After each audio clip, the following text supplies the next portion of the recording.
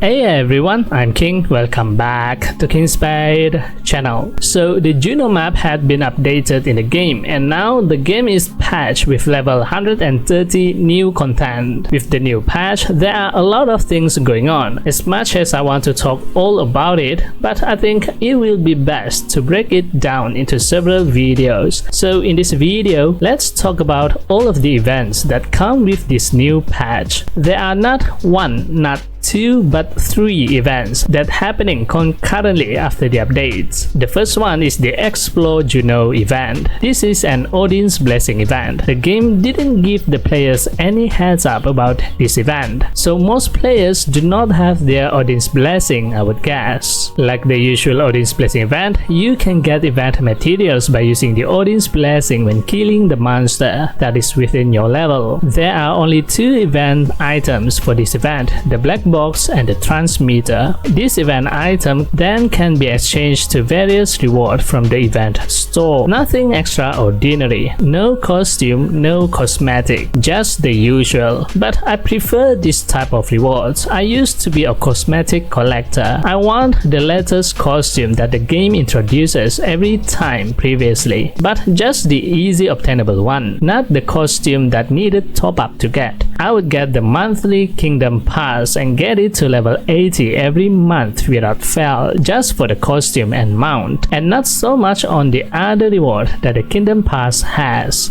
But after 2 years, when I see my progress actually lagging behind, I start to focus on what's more important. Especially in event like this, I would get the rewards that actually provide some useful resources for my character progress. So like in this event, there are upgrade stone, refine stone, and enchant stone. This is also super useful to the players in the newly opened server. This will tremendously boost their character progress faster. This event lasts for around 2 weeks, and every day you can also claim 50 free Odin's Blessing. You can claim it by clicking on the claim button here. Now previously the game tried to control the player's progression by limiting how much event item you can get per day for the Odin's Blessing event. Now lately they had lifted up the limit. It didn't say here in the event info how much event item you can get per day, so I think you can get as many as you can as long as you have Odin's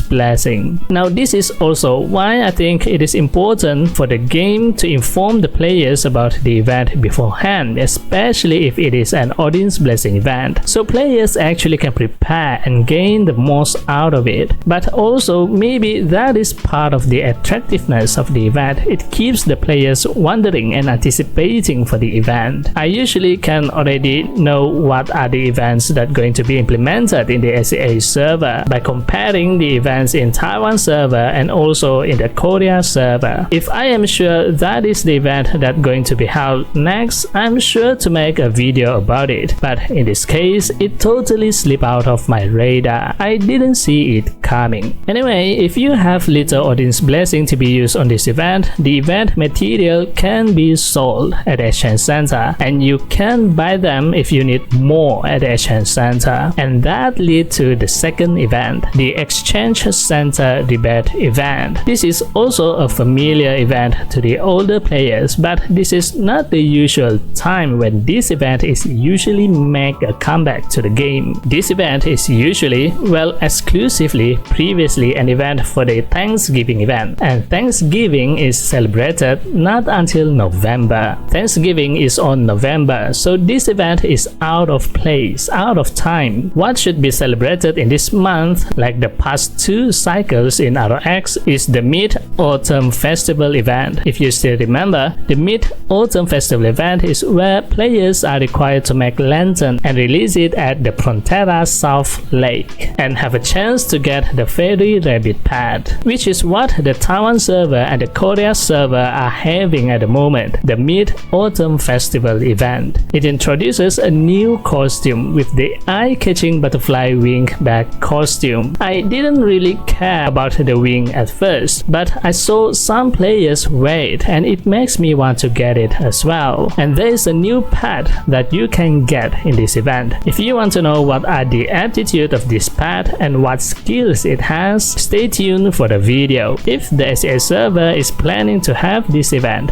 that is. Alright, back to the rebate event. Every day you need to hit a milestone 200,000 crystals transaction. Either you buy things or sell things in the exchange center, accumulated total to 200,000 crystals every day for 7 days straight, and at the 7th day you can get this gift pack. And see, even the gift pack is named Thanksgiving. Indeed, this is usually for the Thanksgiving event. From the gift box you can get one of this title. I think it is random, the Turkey Terminator title that give you 50 points of physical and magic damage bonus, the Peri Peri Prodigy title that give 3 points to all stats, and the Exchange Center Upstar, also 50 points to physical and magic damage bonus. During this 7 days event, total transaction reached 2.4 million crystals. You will get this card selection album. You can get one of the Komodo monster card of your selection. Now my question to you is, do you think you can get a total of 2.4 million crystals transaction in a week in 7 days with the current condition of the exchange center? Never mind the 2.4 million crystals, do you think you can get 200,000 crystals transaction daily? You might can hit the target if you already have some crystals saved prior to this event, but what if you don't have any crystals saved? Can you get 200,000 crystals transaction per day? To hit the target, this requires you to at least earn 100,000 crystals and use the 100,000 crystals to buy things in the exchange center, and that would be 200,000 crystals transaction total. So let's look at the exchange center. For me, I usually just sell flowers or fishes as my main crystal earning, and lately I only sell fish because the fish price is better than the flowers per stamina rate. And trust me, I had actually gone through multiple options on which to sell for the optimum crystal income, and I find selling flowers and fishes are still the best per stamina wise. Now I only be selling the fish that is used to make upgrade or refined stone, as those are more sellable. Players usually buy this fish compared to the other fish. So looking at the exchange center, the highest price selling fish at this time is the swordfish at 299 crystals. So using the daily 2000 stamina for fishing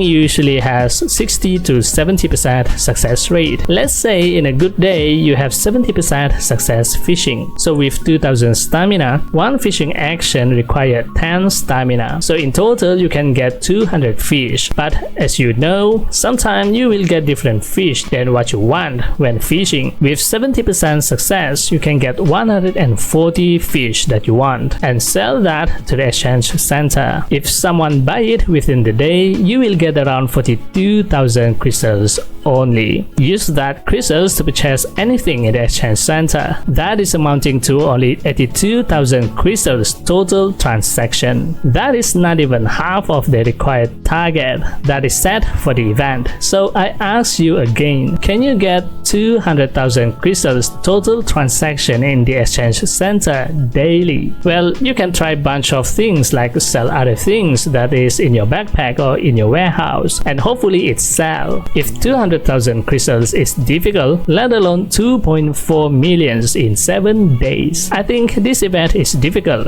at the game current state. The price in the exchange center had been really bad for already such a long time. Either the material price in the exchange center is regulate or revise this event, lower down the crystal requirement. Moving on, and lastly we have the double life skill event. I had talked about this in the previous video, so I'm not going to be in detail in this video. This is also a 7 days event, and during this event period, doing fishing, mining, gardening and smelting will give double life skill EXP. Complete the event quest will give you these 2 books. The gold or red book when used will temporarily increase your smelting level by 2 levels for 12 hours. The blue book when used will temporarily increase your fishing and gardening level by 2 levels for 12 hours. servers, so you can do life skill activity 2 level higher than your current life skill level. Now on the previous video, a lot of you asked if this book item will be gone after the event is over. In the Korea server, the book is not gone even after the event is over. It stays in the backpack, so I hope it stays in the backpack too in the SEA server. Alright, what do you think of all of these events? Share your thoughts at the comment below. That's it for this video. This time video shoutout goes to...